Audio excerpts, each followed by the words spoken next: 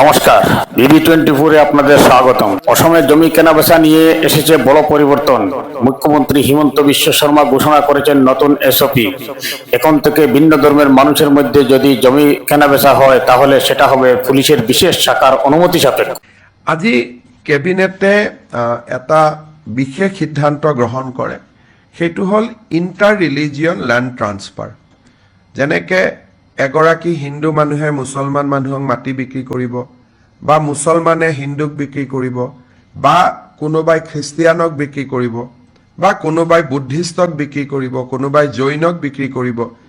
এই inter religion land চেল তাক ৰেগুলেট কৰাৰ কাৰণে আজি কেবিনেটে এখন এছওপিৰ অনুমোদন জনায়। বিস্তারিত খবরে জানা যায়, অসম মন্ত্রিসভার এই সিদ্ধান্ত অনুযায়ী যদি হিন্দু, মুসলিম বা অন্য যে কোনো ভিন্ন ধর্মের মানুষ একে অপরের সঙ্গে জমি কেনাবেচা করতে চান তাহলে সেই প্রক্রিয়া সরাসরি আর করা যাবে না। সেই প্রক্রিয়া করতে হলে আগে ফাইল যাবে আসাম পুলিশ স্পেশাল ব্রাঞ্চের কাছে। আসাম পুলিশের বিশেষ শাখা যাচাই করে রিপোর্ট দিলে তবেই জেলা প্রশাসক বা ডেপুটি কমিশনার অনুমোদন দেবেন। সরকারের দাবি, এর ফলে জালিয়াতি, জোরপূর্বক কেনাবেচা এবং ভুয়া ডকুমেন্ট ব্যবহার রোধ হবে। একই সঙ্গে অসম অ্যাকর্ডের দ্বারা 6 অনুযায়ী স্থানীয় অধিকার রক্ষা পাবে বলে মুখ্যমন্ত্রী জানিয়েছেন। তবে নিয়মটি সবার ক্ষেত্রে প্রযোজ্য নয়। যদি একই ধর্মের মধ্যে জমি কেনাবেচা করেন তাহলে তাদের ক্ষেত্রে এই নিয়ম প্রযোজ্য নয়।